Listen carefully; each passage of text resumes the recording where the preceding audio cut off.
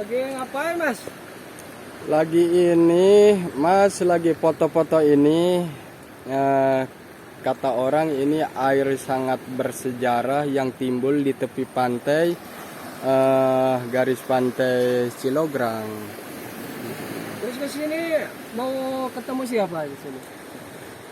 Ya, kalau ini sebenarnya lagi nyari orang yang tahu sejarah ini, yang tahu sejarah tentang garis pantai Cilograng. Menurut katanya yang saya terima informasinya bahwa di sini 1000 sejarah di garis pantai Cilograng ini yang belum terungkap.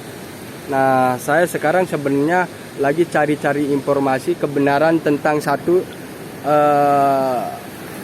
air kehuripan ini. Air kehuripan ini yang ada di tanah pantai Cilograng ini. Kira-kira Mas tahu nggak, Mas? Tahu, kalau gitu ya udah langsung aja, Mas. Kebetulan Ki Buyut Sepuh lagi ada di sini di pondoknya juga. Ya. Mari saya antar. Ya. Yuk, ya, boleh. Terima kasih, Mas. Ya. Nah, kebetulan ada Ki Buyut Sepuh yang tahu sejarah di sini. Nah, Mas. Ya. Di sini lagi ngapain? Saya juga kebetulan di sini lagi liburan, Mas. Maksudnya ya lagi ini aja, main-main aja ke sini. Soalnya kan di sini mau liburan ke tempat lain kan nggak boleh lagi corona. Ya mendingan main-main ke sini aja. Oh, cari ketenangan Iya. batin lah gitu ya. Ayo, Mas. Ya. No, ada bendera. Sudah banyak ini. Nih, banyak orang. Banyak orang yang datang ke sini dari Bogor, dari Garut, dari Sukabumi, dari Cirebon, hanya untuk mandi di air kehuripan itu. Oke, oh, lagi tirakat dulu ya. Kita Ya. tunggu sebentar ya. Assalamualaikum. Oh, lagi ini ya. Assalamualaikum, Ki Buyut. Ki Buyut. Ada tamu ini. Ya. Ganggu nggak kira-kira? Enggak. Nah. Berdoa aja. Dari mana? Ayo masuk. Ya udah masuk Ya. aja, Mas. Kalau Ya. Assalamualaikum. Waalaikumsalam. Sehat. Alhamdulillah. Ganggu nggak ini? Ya enggak, ini mah lagi berdoa aja lah. Ya, saya mau ada obrolan yang mungkin agak panjang, Ki. Oh ya boleh. Pingin tahu sejarah tentang ini Batu ini. batu yang konon katanya dulu tempat sholatnya para wali yang dari Sangyang Sirah mau ke Cirebon, yang mau ke wilayah Jawa, ke Mataram, kemana selalu pakai jalur daerah sini. Nah, mereka sholatnya suka di sini. Oh iya. Baik. Yuk. Ngomong-ngomong ada di mana ya wartawan di media mana ya? Saya dari Pelabuhan Ratu, dari Pelabuhan iya. Ratu. Jadi mendapatkan informasi dari kanan kiri bahwa tanah garis pantai Cilograng ini sejarahnya sangat luar biasa yang saat ini belum terungkap. Tapi untuk mencari kebenaran sejarah itu saya sengaja datang ke sini untuk foto-foto. Siapa tahu kata saya ketemu sama orang yang tahu sejarah di sini. Kebetulan ada Uyut Sepuh di sini gitu. Ya jadi memang ya Uyut juga gitu ya tentang sejarah di sini, dapat cerita dari orang tua, dari kakek buyut gitu ya. Jadi memang di wilayah Banten Selatan ini penuh dengan sejarah, mulai dari zaman Mataram gitu ya, dari zaman Pajajaran sampai zaman Kesultanan Banten. Terus sampai di masa-masa kemerdekaan juga memang di sini banyak fakta sejarah yang banyak orang tidak tahu, mungkin karena yang nggak ada edukasi, tidak ada juga penggalian sejarah mungkin dari kearifan lokal, karena orang udah tidak begitu respect, tidak begitu peduli dengan nilai-nilai sejarah gitu ya untuk zaman sekarang, apalagi anak-anak muda gitu ya. Iya. Jadi memang untuk batu sajadah ya, mungkin orang tua bilangnya itu di sini. Jadi memang ini dulu waktu Uyut masih kecil suka dibawa sama orang tua itu berkebun, bercocok tanam gitu ya ke sini. Kebetulan punya tanah juga di sini. Ketika ke sini itu dulu memang nggak ada batu ini, nggak nampak, bukan nggak ada gitu ya, nggak nampak gitu. Nampak itu baru sekarang aja, mungkin sekitar ya abad-abad apa tahun 2019-2020 aja mungkin ya diketemukan sama para nelayan yang suka mancing, suka nangkep udang, lobster gitu ya. Jadi dulunya itu memang Uyut juga ingin tahu gitu sejarahnya, batu ini kok bisa ada gitu, dan udah berbentuk rata kayak udah dipahat gitu ya, udah tinggal pakai kayak bentuk sejadah. Nah, ketika Uyut itu bertirakat ingin tahu gimana ini, karena ya mungkin dari aspek spiritualnya, dari aspek religiusnya ini bermanfaat gitu ya.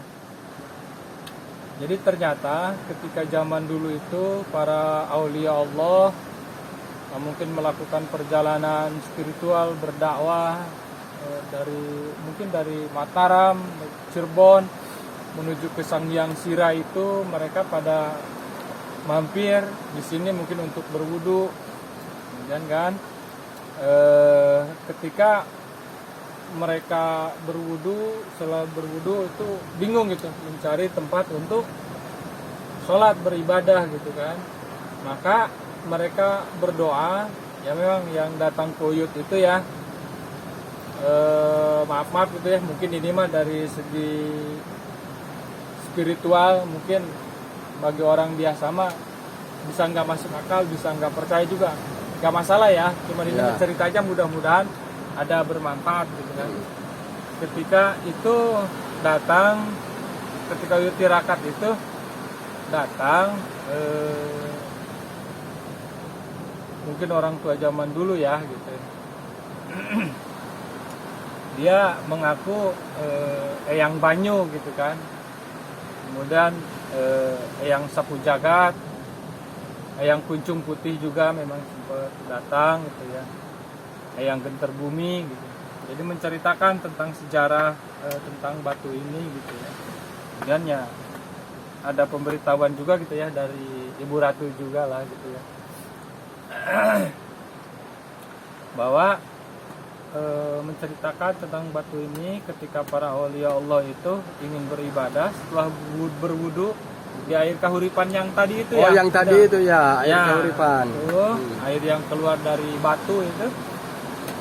Selesai berwudu di sana mungkin mandi, berwudu, mau sholat susah mencari tempat sholat gitu kan. Nah, ketika melihat ada sebongkah batu gitu kan. Kemudian para wanga tua itu, para orang tua kita itu, para aulia Allah berdoa kepada Allah, ya Allah mungkin ya mau batu ini bisa dijadikan sebagai tempat sholat, tempat sujud dan tempat beribadah gitu ya. Maka mereka berdoa. Mungkin doa orang tua dulu mah sama doa kita zaman sekarang berbeda ya. Mereka berdoa, maka batu ini yang segede besarnya mungkin ke bawah gitu ya. Mereka berdoa dan menggeser batu ini sehingga menghadap kiblat gitu. Dan alhamdulillah bisa dimanfaatkan sama kita sampai sekarang gitu. Terus ini katanya banyak orang yang mencari, yang mandi ke sini dari Bogor, dari Bandung, dari Garut, dari Cirebon. Apakah betul, Eyang? Oh, iya. Ya betul sekali ya, banyak lah orang-orang yang sengaja sini gitu ya, mungkin entah dapat petunjuk dari mana, ya mungkin mereka juga petunjuk dari para orang tuanya, mungkin juga dari para guru spiritualnya. Mereka itu mencari sumber air gitu ya, itu namanya air, orang Sunda bilang, orang Banten sini bilang air kahuripan gitu ya, air kahirupan gitu. Mereka suka banyak mencari air ya, mungkin ya punya maksud tertentu gitu kan, syariatnya air itu mungkin mereka ini punya tujuan. Ya memang kalau airnya mah sama dengan air halayak umumnya gitu kan, air. Cuman mungkin yang dicari orang itu, terus pendapat saya sih, pendapat Uyut sendiri gitu ya. Air itu semuanya sama dengan air-air yang lain, mungkin dengan air kali juga sama gitu. Yang membedakan itu, air itu adalah nilai historisnya. Sama ketika di Mekah gitu kan ada air Zam-Zam, ya sama dengan air-air yang lainnya di negara-negara lain, di Indonesia, di Amerika, di Jepang, di Timur Tengah, sama airnya. Yang membedakan itu adalah nilai historis, nilai sejarahnya. Nah, ketika air itu berhubungan dengan historisnya dengan para nabi, nah, maka karena para nabi itu kan dikasih keutamaan oleh Allah, itu dikasih ciri dengan mukjizat gitu ya, maka air itu diasumsikan mempunyai mukjizat gitu. Padahal yang punya mukjizatnya mah ya para nabi dan rasulnya itu. Karena berhubungan dengan para nabi dan rasul, maka air itu dijadikan ya mungkin berhubungan dengan mukjizat. Karena mukjizat sesuatu hal yang luar biasa yang terjadi pada diri nabi dan rasul, sehingga kita pun umat di akhir zaman itu mengejar air itu dengan tujuan, ya orang tua bilang mungkin ada berkah. Sebetulnya mah bukan berkah dari airnya, ya mungkin airnya juga ada berbeda kayak air Zam-Zam gitu kan, hasil sainsnya gitu kan, hasil penelitiannya ya mungkin khasiatnya banyak karena mengandung mineral yang bagus, mungkin banyak zat-zat antioksidannya yang tinggi gitu, pH-nya yang bagus, sehingga secara dohiriahnya mengandung khasiat gitu. Ya mungkin air ini juga gitu sama ya, karena waktu dulunya pernah dipakai oleh para orang-orang soleh, para aulia Allah, sehingga para aulia Allah itu kan dikasih ciri dan tandanya dengan karomah gitu ya. Kalau para nabi dan rasul dengan mujizat, mungkin kalau para aulia Allah, para wali Allah itu dikasih keutamaan dengan karomahnya. Kalau misalkan orang-orang soleh dulu, para ulama zaman dulu itu dengan maunahnya. Maka mungkin ini air ini ketika dipakai sama para aulia Allah, mungkin mereka berdoa di sana sehingga karomahnya tetap ada. Mungkin maunahnya juga tetap ada gitu. Ini Eyang mau bertanya, Eyang sepuh. Ini tempatnya untuk tirakat para tamu di sini. Iya, Dikir wiri di sini ya. Iya. Oh. Jadi ya, Jadi di sini ya. Para tamu-tamu yang dari jauh gitu ya, kepada nginep di sini. Ya sampai bahkan yang datang ke Uyut itu ya. Kalau ya memang sempat datang malah beberapa orang asing gitu ya. Jadi waktu itu ya memang datangnya nggak langsung ke sini, cuman ke rumah gitu ya. Ke rumah, kebetulan Uyut juga punya apotek gitu ya di Gunung Batu. Ketika itu ya ada orang bule gitu ya, yang dari Perancis, yang dari Jerman, bahkan yang dari Belanda itu datang pertama sih datang ke apotek gitu ya. Uyut kira mau beli obat gitu ya ke apotek. Kita mereka ngobrol, tapi mereka fasih walaupun mereka bule gitu ya. Fasih dia bahasa Indonesianya, bahkan bahasa Sundanya juga fasih gitu kan. Nah, nanya-nanya gitu kan, Uyut pengen diantar lah ke sini gitu kan. Karena mereka bawa peta gitu, bawa peta zaman dulu bahwa mereka itu dulu zaman dulu katanya pernah ke sini. Petanya ini cuma mungkin karena alam sudah berubah, mereka nyusul ke sini. Saya antar ke sini, ternyata dia bilang iya katanya mereka ini. Ya rupanya sih orang-orang bule gitu ya.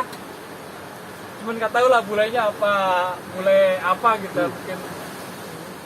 Terus kalau di tempat lain kan, oh ini tempatnya yang penuh dengan karamat atau penuh keberkahan, biasanya dari pihak bahasanya kuncen ya gitu, kuncen Ya. suka ngejanjiin ini dan itu. Kalau di sini enggak kan gitu. Enggak.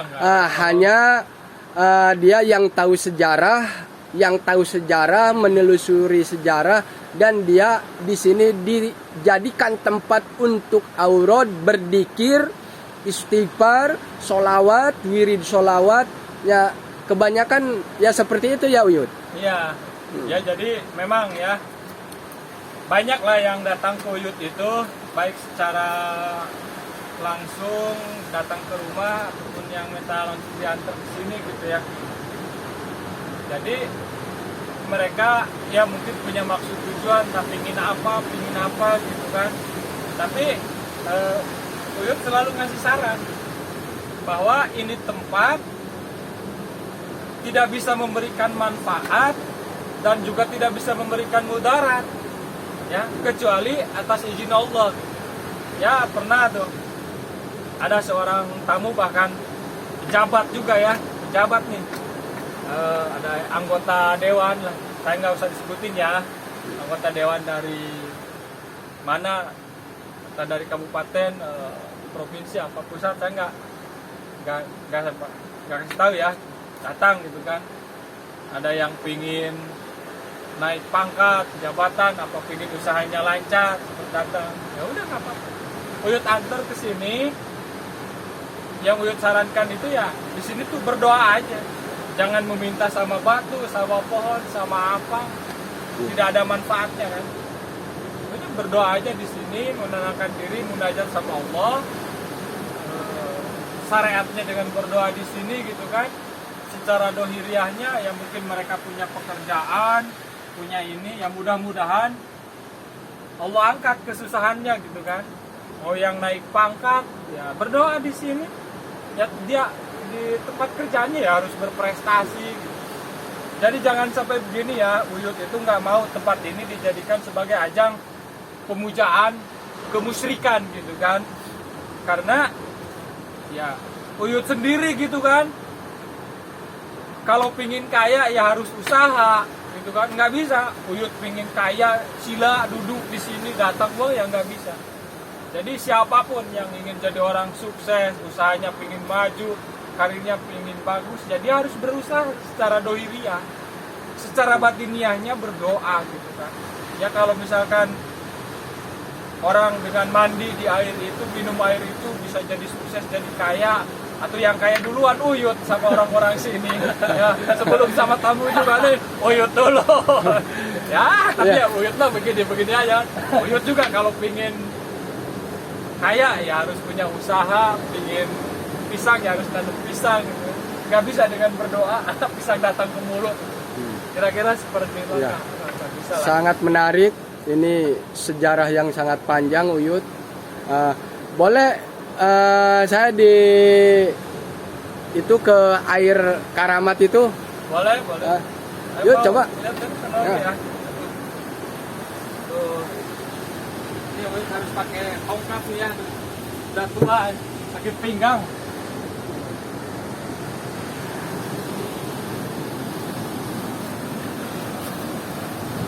Nih kita lihat air karamat Mantap pantai. yang keluar di belahan karang di samping ombak laut. Ini kemarau 1 tahun 2 tahun nggak pernah berkurang dan nggak pernah lebih air di sini. Dan walaupun kita minum air mentahnya juga enak, percis seperti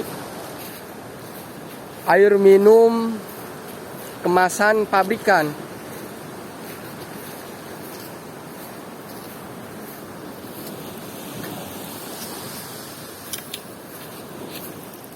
Pantai yang sangat indah,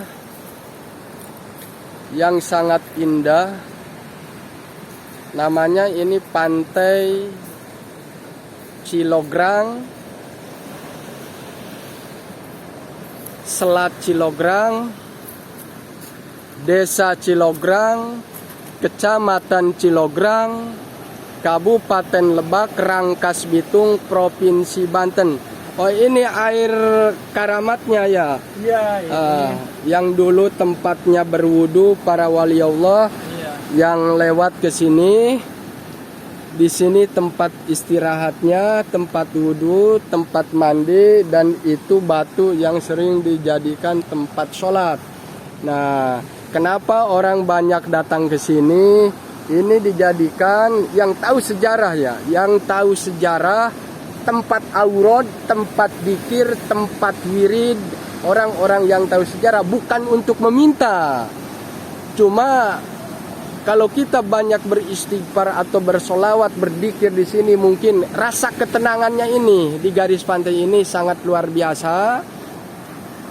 Oh ini Dan ya. ini memang Dek ya, airnya itu memang ini keluar dari batu gitu kan. Biasanya air itu, air sumber airnya gitu, air jadi mata airnya itu kan dari ini memang keluar dari celah batu gitu kan. Mungkin apa dari sini kan banyak potensi tambang juga ya, ini sih dari jalur emas gitu kan. Nah, sekalian saya mau bertanya juga Uyut. Konon katanya Cilograng ini namanya dulu zaman nenek moyang kita bukan Cilograng ya. Iya, iya, iya. Namanya kilogram. Iya. Jadi Kilogram. kilogram itu diambil karena memang waktu zaman yang Uyut tahu itu ya dari orang tua Uyut. Jadi kilogram itu memang ambilannya dari kilogram emas itu. Di sini udah zaman dulu itu memang kiloan gitu ya, emas. Gudangnya emas. Banyak gudangnya emas gitu kan, kilogram ini. Karena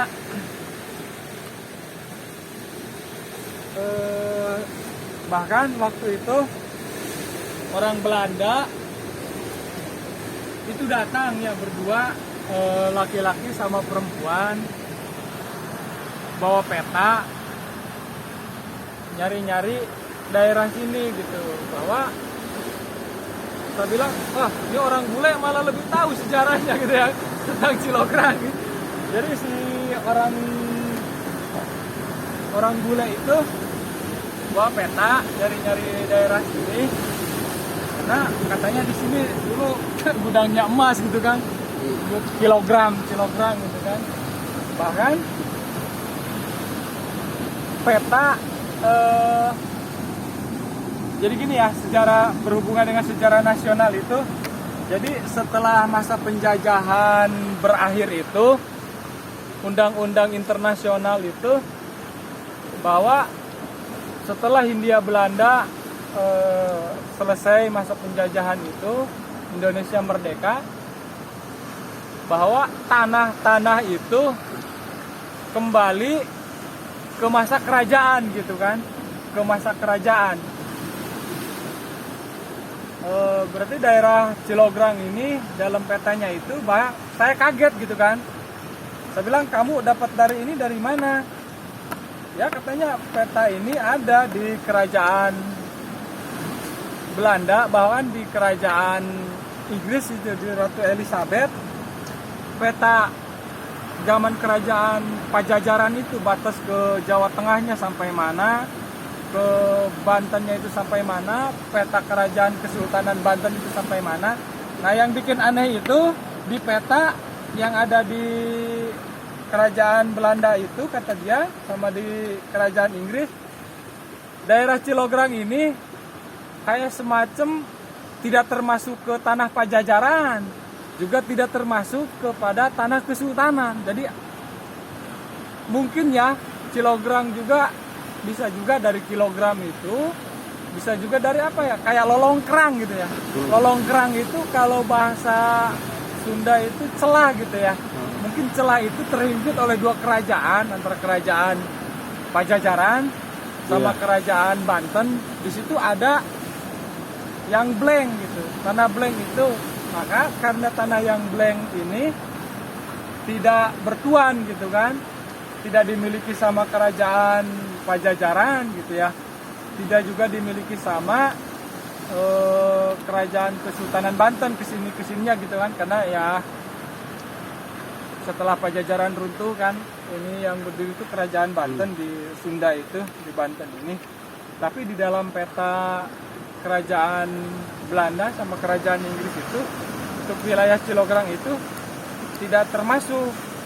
Cuman tanah ini dititipkan sama para wangatua itu, mungkin sama kakek buyut kita semua di sini gitu kan, dipasrahkan. Kayak tanah di sini itu tanah amanat orang tua itu sangat kuat sekali gitu kan, tanah kabuyutan gitu kan. Jadi artinya ya tanah para leluhur kita, ya mungkin hikmahnya mau untuk kita jaga, untuk kita lestarikan gitu kan, supaya bisa bermanfaat ke anak cucu kita kelak. Sangat menarik ini Uyut. Nah, katanya saya sering bertanya sama orang tua, mungkin saksi-saksi hidupnya juga masih pada ada sekarang. Ini di selat ini, nih di selat ini Cilograng dulu katanya sering muncul kapal selam, betul nggak? Di sini. Iya, Nah, kalau dikaitkan sama sejarah, ada apa Cilograng kan begitu? iya. Nah, kapal selam di sini sering muncul di sini katanya. Jadi ada apa dan maksudnya apa gitu. Terus yang kedua yang menarik lagi, ini Uyut. Ini kan tebing ya. Ini tebing. Di bawahnya kan bunker-bunker ini.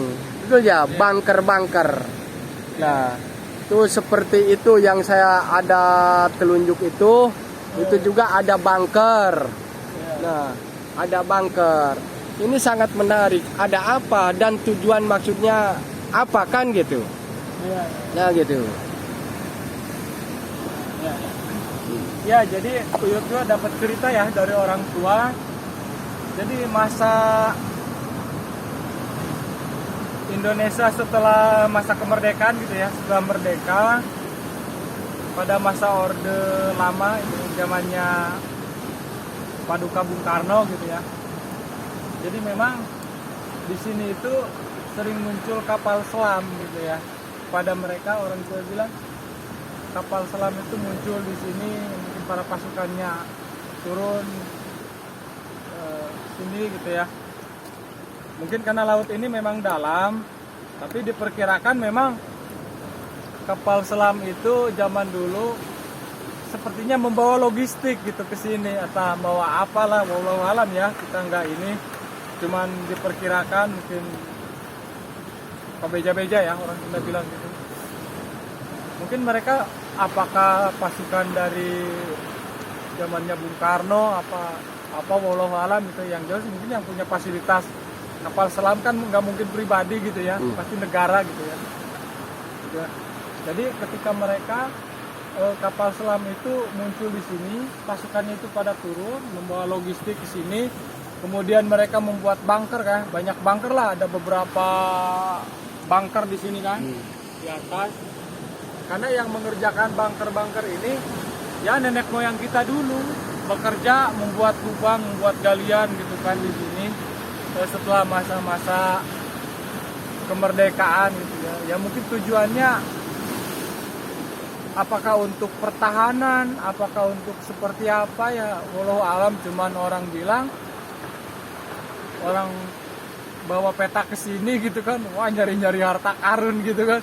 Wah katanya di gua itu, saya bilang kalau ada harta karunnya ya Uyut duluan deh yang ngambil duluan harta karunnya gitu kan. Ya memang, tapi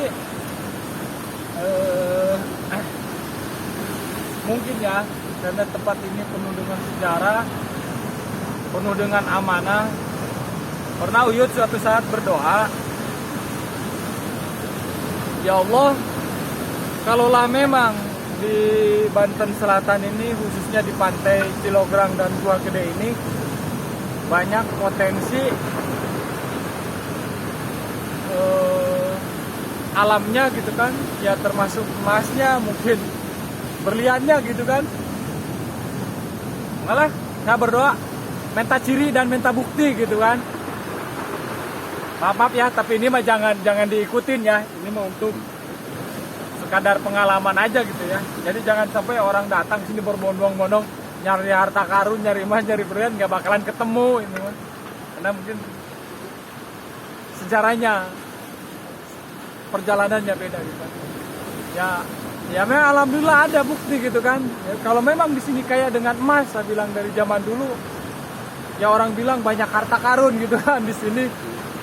Saya minta, saya bilang nggak usah digali-gali, nggak usah. Ya alhamdulillah gitu kan, adalah gitu emas ya. Saya bilang kalau hanya sekedar bukti doang saya nggak mau. Saya pengen minta bisa dimanfaatkan. Ya alhamdulillah lah waktu itu dapat emas gitu kan, Uyut jual. Ya alhamdulillah bisa buat modal gitu kan. Termasuk berlian juga gitu kan. Ya, termasuk ini nih salah satu buktinya gitu kan. Jelas nggak? Iya. Nah, jadi ini memang berlian gitu kan. Saya bilang kalau memang di sini ada emas inten berliannya, saya minta bukti, saya bilang. Enggak, kalau ini mah enggak untuk dijual belikan, saya minta ciri dan bukti aja. Ya alhamdulillah ada yang ngasih gitu ini. Kemudian apa ya, saya bawa ke toko emas tuh ya di kota. Kemudian apa dites itu ya, untuk tes berlian itu kadarnya berapa, kadar ya. Ketika diginiin itu bunyinya kenceng banget gitu, tit sampai full gitu kan. Sampai kaget kan orang yang punya toko, wah itu, Pak, ini dapat dari mana? Enggak, saya bilang saya ada yang ngasih, saya nggak dikasih tahu dari mana-mananya. Wah ini katanya kadar keratnya tinggi ini katanya. Iya. Jarang-jarang berlian yang kadar dites gini sampai full naik ke atas, bunyinya masih kencang. Ini kalau dijual mahal Yud katanya, mau udahlah katanya di waktu itu ya, dia nawar, udah nih katanya saya bayar 2,5 miliar katanya. Wah kaget juga ya, saya lagi susah uang, ada yang nawar cincin berlian ini 2,5 miliar. Cuman saya bilang, oh enggak, ini bukan untuk dijual belikan, ini mah untuk sejarah aja, untuk ciri aja dah dari orang tua. Ya, oke, terima kasih banyak Yud. Saya udah mengganggu waktu kesibukannya, dan kepada pemirsa nanti yang lihat video ini, saya tidak ada maksud untuk mengarahkan kepada siapapun yang melihat video ini untuk mengarahkan dalam hal kemusyrikan atau menjerumuskan orang untuk sesat, celaka. Cuma saya sedikit demi sedikit, sejarah di sini sangat menarik. Saya berusaha untuk sedikit demi sedikit mengungkap sejarah fakta-fakta yang ada di pantai Cilograng ini. Nah di sini dari manapun insan, dari manapun hamba-hamba Allah yang mau bertirakat, yang mau aurat, yang mau mandi di sini, atau yang punya guru, yang punya petunjuk, disinilah yang disebut sumur Nangtung. Sumur Nangtung, sumur air yang penuh karomah, tempatnya wudhu para aulia dulu di sini. Silahkan datang ke sini. Dan ini memang air ini pun bisa langsung diminum Iya. ya. Sudah bisa langsung diminum, nggak bakalan sakit perut karena memang ini kalau dibilang steril sih enggak gitu ya. Cuman air bersih aja lah kayak bersih. Ini coba lihat ya. Ini mau langsung. Ini nanti buat para kru juga nanti nggak apa-apa nih bawa air buat ke rumah. Ya, Nggak apa-apa buat ini. karena Ini ya. Soalnya langsung diminum nih. nah, Segar. Oke guys, diminum iya. dulu. Jadi ternyata warga di sini yang mau berkebun, yang mau ke ladang, dia nggak bawa air seumpamanya dari rumahnya. Dia ngambil di sini, diminum, nggak apa-apa. Jadi enak untuk diminum seperti air mineral kemasan pabrikan. Justru lebih enak di sini. Nah di sini, kalau seumpamanya bapak, ibu, saudara dari manapun yang mau bertirakat, yang mau wiridikir di sini, ketenangannya sangat luar biasa, keindahannya sangat luar biasa. Silahkan datang ke sini, tapi jangan meminta sama batu, jangan meminta sama selain daripada Allah. Tapi di sini ada karomahnya, ada keberkahan di sini. Kalau kita yakin bahwa segala sesuatu itu hanya Allah yang bisa mengabulkan doa kita. Jangan minta kaya gitu ya. Jangan minta kaya tapi nggak berusaha gitu kan. Ya, Kalau bisa kaya tanpa berusaha ya Uyut duluan deh jadi orang kaya gitu kan.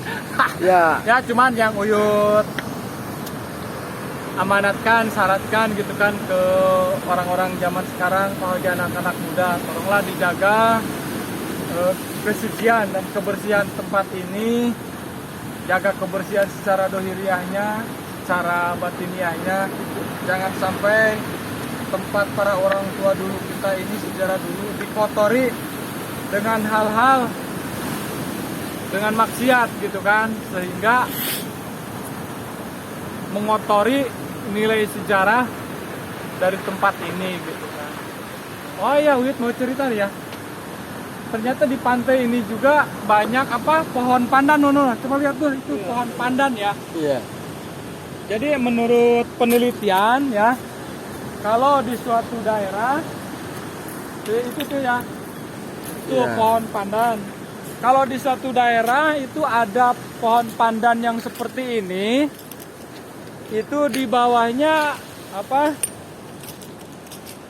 banyak mengandung berlian gitu ya. Banyak mengandung berlian nih. Ya mungkin ini banyak ya, apalagi di pantai yang sebelah sananya lagi tuh, di gua gede gitu kan. Di pinggir pantai itu berjejer semuanya gitu kan. Pohon pandan yang besar-besar seperti ini. Ya menurut penelitian ya, itu menurut mungkin udah dibuktikan secara ilmiahnya, kalau di suatu daerah banyak pohon yang gini, berarti itu menunjukkan di bawah tanahnya itu mengandung berlian gitu kan. Makanya ketika saya berdoa dulu, kalau memang benar daerah sini banyak mengandung berlian, saya minta ciri buktinya deh.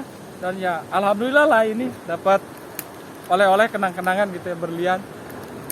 Jadi bukti gitu kan ada. Ya, terima kasih banyak Uyut. Ya, terima sama-sama, kasih sama banyak. ya. Mudah-mudahan ini dengan Bermanfaat lah. video ini bermanfaat untuk orang banyak. Khususnya bisa ngangkat para wisata yang ada di sini dengan menggali sejarah-sejarah yang saat ini belum terungkap semuanya gitu. Terima kasih. Assalamualaikum. Waalaikumsalam.